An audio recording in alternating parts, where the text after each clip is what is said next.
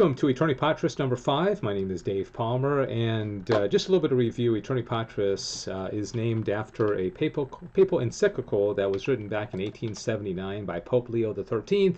It was subtitled A Restoration of Christian Philosophy According to the Mind of St. Thomas Aquinas. Basically, Leo XIII, who gave us the St. Michael the Archangel prayer and was very aware of the cultural trends, the intellectual trends of his time, was signaling a warning to the world that bad philosophy coming from errant philosophers was really beginning to creep into the schools and the entertainment, and he was tapping the brakes and saying we need to be aware of the situation and also get back to a good philosophy based on St. Thomas Aquinas. That was his solution, his cure, as he proposed then. I think since then the popes have not been talking about this as much as Leo did. Maybe some of the piouses in the 20th century, but I think the last few popes have not been emphasizing this as much as perhaps we need to talk about this, is not only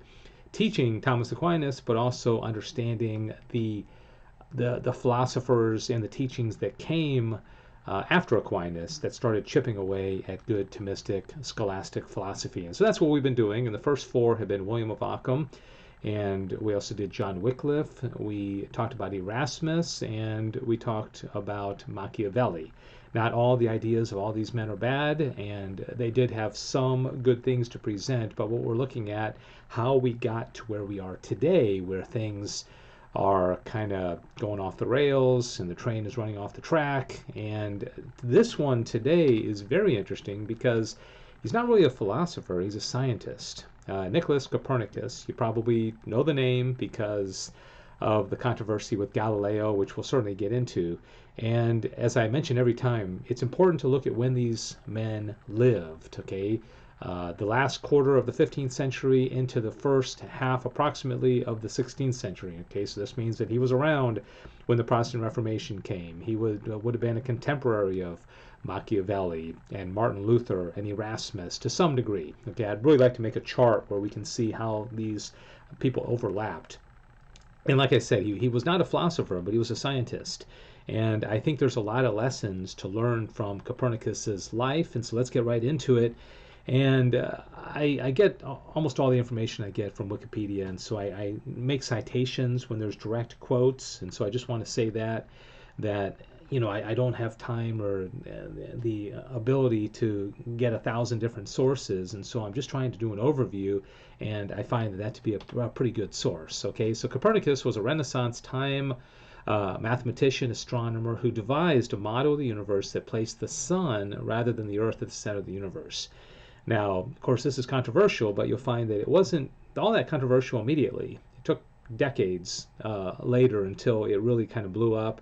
Interestingly, a guy by the name of Aristarchus of Samos had developed a similar formula 18 centuries earlier, 1800 years. Isn't that amazing? So this has already been proposed. It was not something brand new.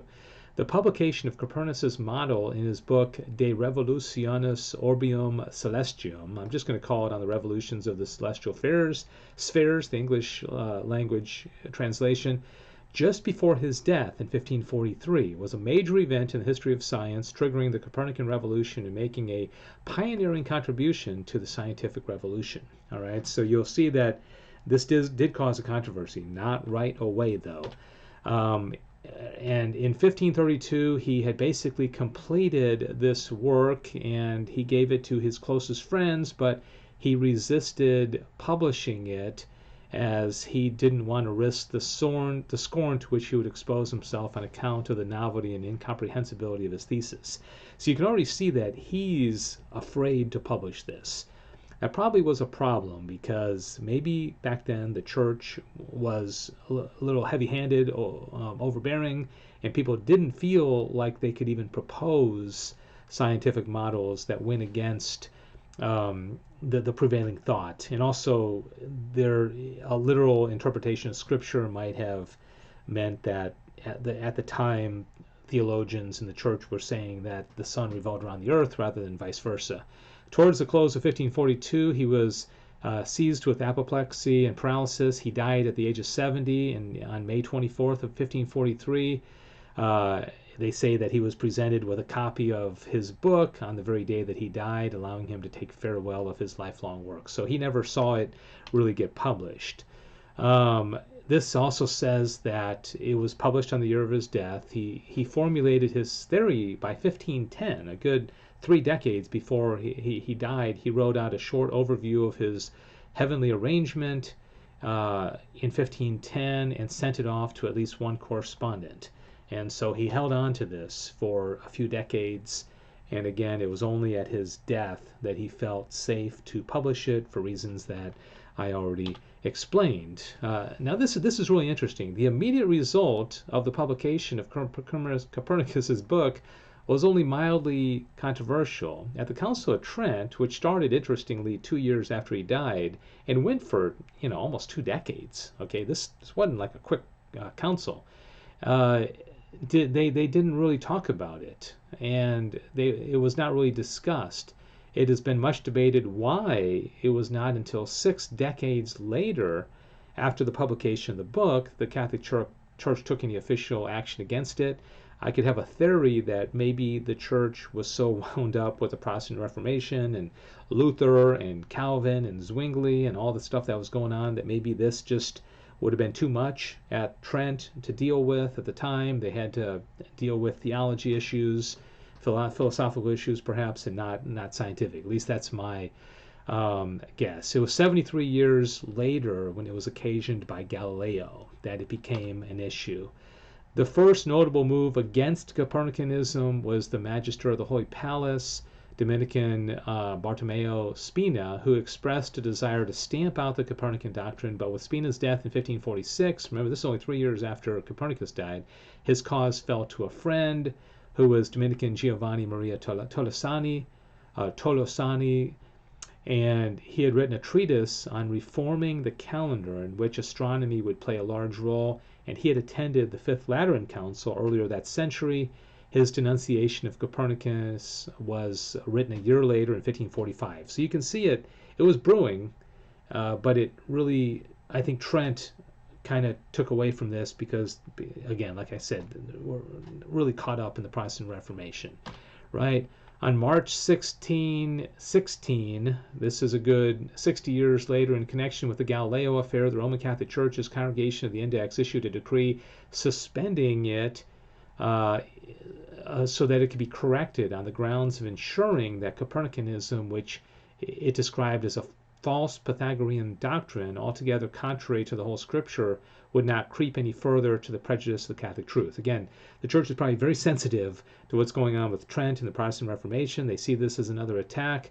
The corrections consisted largely of removing or altering wording that spoke of heliocentrism as a fact rather than a hypothesis.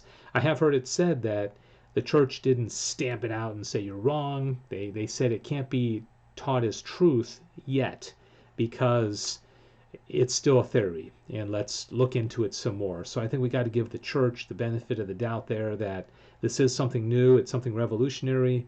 Let's tap the brakes and let's see if this is right, okay?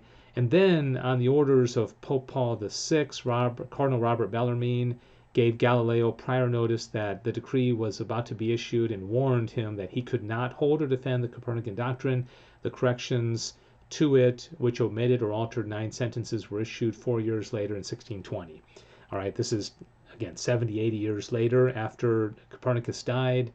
In 1633, Galileo was convicted of grave suspicion of heresy or for following the position of Copernicus, which is contrary to the true sense and authority of Holy Scripture, and was placed under house arrest for the rest of his life. Okay, obviously this is a big controversy in the Church, but I think we have to look at all of this in light of history, the time period, whether the Church saw Galileo as just being disobedient. Obviously, Galileo ended up being right, Copernicus ended up being right, but it's hard to look in 21st century lens of something that happened 500 years ago and try to get a grip on it. But I think what without a doubt happened is that the Church was proved to be wrong on this, and it was not a literal interpretation of Scripture that should be read into. Scripture, of course, is completely inerrant, but it doesn't mean we take it literally.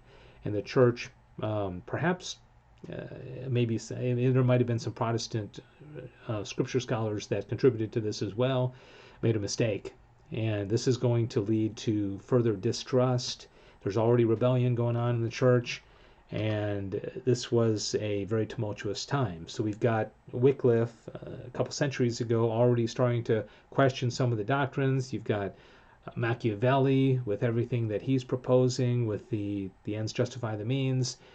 Of course, you got William of Ockham, who started things several centuries ago, and now you got this embarrassing situation with Copernicus and Galileo, and it's just setting the stage for things like Aquinas, which holds so much truth, to be called into question. And we're going to see soon Descartes come along, and of course Martin Luther. We're going to study him as well. And so it's open season on questioning the church in this century, and we're still 500 years away from the current age. All right, so that's it. That's Copernicus. We'll have another one of these Aeterni Patrises coming up soon. I hope you're enjoying them. Please comment, question. Let's get a conversation going. And I appreciate you watching. God bless you.